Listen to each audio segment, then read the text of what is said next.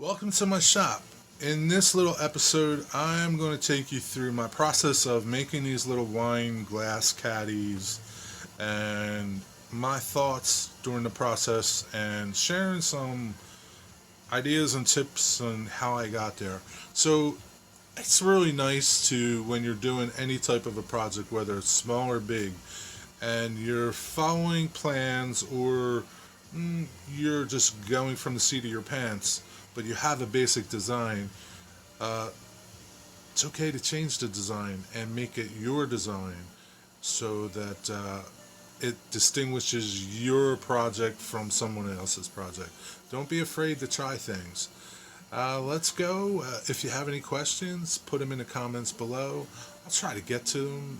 I always do answer all the questions when people have some questions for me about what I'm working on and what I'm doing and a process that's going on. So enjoy the ride. Follow along.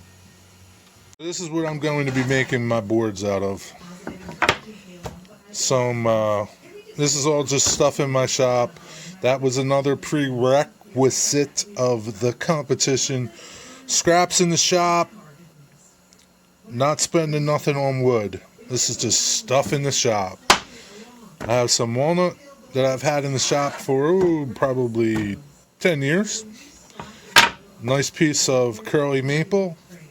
Same thing. So before I even started cutting up wood, I came up with a design that I wanted. This is basically just a shape that I kind of drew out. What I used to make these shapes is a combination of this old stick thing. I used this curve to make this curve here, right? And then I use some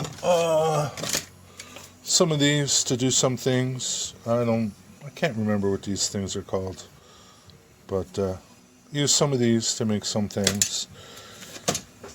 So after the cardboard, then I took it to some plywood I had scrap. I don't know, it's 1/4 inch plywood. Did the same thing, laid everything out, got my centers, right?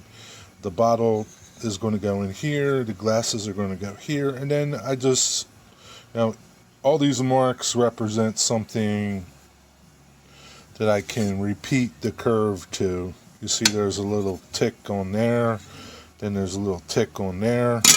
So I kind of line those all up. It's not exactly perfect, but I can refine it, it's pretty good. The only thing that I'm not happy with are these, but I'll figure that out. But so then I take this to the wood and trace this out and then cut that out. So let me show you what I did with the wood. So here's the wood all cut up. Most of it, you saw the big wide board. Then I ripped it in half or thereabouts. I'm just yielding the most I can from my material. Then I decided to put in a stripe, and that stripe is going to be random. Some are centered, some are off-centered, because you see here, this is the sapwood of the walnut, and that'll be not as light as the maple, but it will be different. So I didn't want it to be centered. I didn't, kind of a little bit off balanced. So some are centered where there is no sapwood. Some have nothing because I'm going to have more of this sapwood in here. And then some I just want walnut. All the walnut in it. Walnut's a beautiful wood. So there's a little bit of everything in here. So now I just need to glue these up. And that's it. I'll be back and show you gluing them up. Here I am in the clamps. Got everything glued up, clamped up.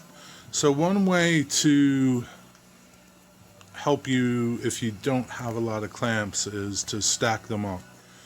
And what I mean is, this is one section of board, this is another section of board. Obviously you don't glue in here, but this enables you to put a bunch of whatever you're gluing into the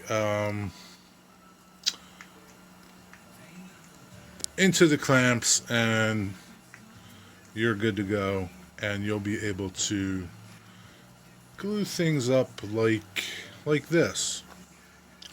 It really helps if you don't have a lot of clamps. So I'm going to let this dry overnight.